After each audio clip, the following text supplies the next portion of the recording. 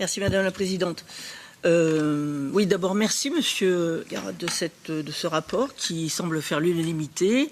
Il semble aussi assez exhaustif et même consensuel. Alors évidemment, il était évident que de soulever la nécessité d'une compétitivité, de défendre notre souveraineté alimentaire, de défendre nos filières, de défendre la ressource, sont des points qui sont importants et qui n'a échappé à personne.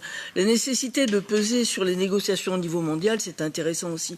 À quelques détails près, en fait, par exemple, comment imposer justement à nos pêcheurs des règles, des normes restrictives sans concession, alors que dans le reste du monde, il se passe tout et n'importe quoi.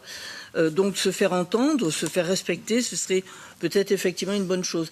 Je voulais, je fais peut-être une digression justement ensuite, aborder le problème de la conférence des océans qui doit se dérouler à Nice le 9, le 10, le 11 juin, et poser justement aussi la question à Madame la Présidente pour savoir pourquoi est-ce que la mission qui a été préparée par la Commission a été décalée d'un jour pour répondre aux attentes et aux besoins et à la demande d'une députée qui nous parle de la clé de la gouvernance mondiale des océans et qui demande à ce qu'on crée une coalition interparlementaire mondiale. Là, je vois une dilution de notre force et de notre capacité justement à peser au niveau mondial. Les seules remarques que je pourrais faire, Monsieur Garat, en vous remerciant encore pour l'excellence de ce travail, c'est de savoir finalement quels sont les leviers de puissance que nous allons mettre à notre disposition pour atteindre ces objectifs.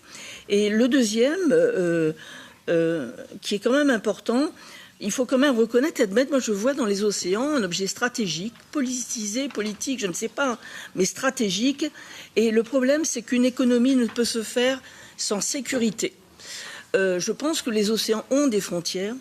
Et je pense que si nous n'avons pas les moyens, nous n'avons pas la possibilité de nous doter d'une politique militaire et de sécurité pour assurer ne serait-ce que nous défendre contre la pêche illégale, je pense que nous n'arriverons pas à grand-chose. C'est un angle mort qui me semble un petit peu important à développer et qu'il n'y ait pas d'équivoque possible. Je ne parle pas d'une force militaire européenne, mais bien de moyens, en tout cas de la capacité qui soit donnée à chaque nation de défendre ses territoires. Et encore une fois, je pense aussi, puisque c'est beaucoup plus compliqué et complexe pour la France, nous sommes le deuxième domaine maritime mondial, avec nos territoires, départements et territoires d'outre-mer, de la Guadeloupe, en passant par Mayotte, La Réunion, etc., où il y a un problème de piratage, il y a un problème de pêche illégale, et il y a un problème aussi de surface dont il est très difficile d'assurer la sécurité et le respect de sa ressource.